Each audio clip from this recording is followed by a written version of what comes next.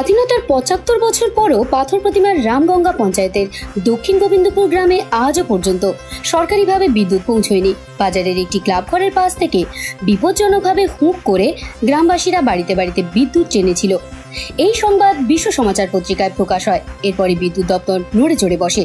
শনিবার সকাল থেকে বিদ্যুৎ কর্মীরা গ্রামে এসে বিদ্যুতের তার টানার কাজ শুরু করেন। এই ঘটনায় খুশি এলাকাবাসী।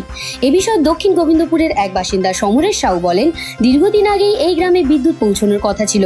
বিদ্যুতের বাতি স্তম্ভ পোঁতা হয়েছিল, কিন্তু কি অজানা কারণে বিদ্যুতের তার টানা হয়নি গ্রামের বাসিন্দারা তা কেউই জানেন না। গ্রামের সবাইকে হুক করে বিপজ্জনকভাবে বাড়িতে তার টেনে বিদ্যুৎ নিতে হয়েছে। এই কারণে প্রায় সময় দুর্ঘটনা ঘটত। গত 5 দিন আগে বিদ্যুৎস্পৃষ্ট হয়ে গ্রামের এক যুবকের মৃত্যু পর্যন্ত হয়েছিল। সংবাদপত্রে এই খবরটি প্রকাশের পরই বিদ্যুৎ কর্মীরা গ্রামে এসে কাজ শুরু করেছেন। তবে পাথর প্রতিমা পঞ্চায়েত সমিতির সভাপতি মনুশ্রী মণ্ডল ওই গ্রামে বিদ্যুৎ পৌঁছানোর বিষয়ে আশ্বাস দিয়েছিলেন। তিনি বিদ্যুৎ দপ্তরের সঙ্গে যোগাযোগও করেছিলেন। জানা গিয়েছে আগামী 15 দিনের মধ্যেই এই গ্রামে সরকারিভাবে বিদ্যুৎ পৌঁছে যাবে। মানে কয়েকদিন আগে একজন যুবক মারা গেছিলেন, তা সংবাদ মাধ্যমে এসে খবর নিয়ে তৎপরতার জন্য সংবাদ দেবে। আজকে কাজ হচ্ছে বিদ্যুতে, খুব খুশি।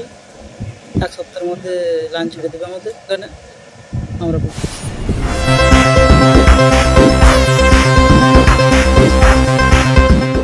বিবি বাংলা নিউজ টিম।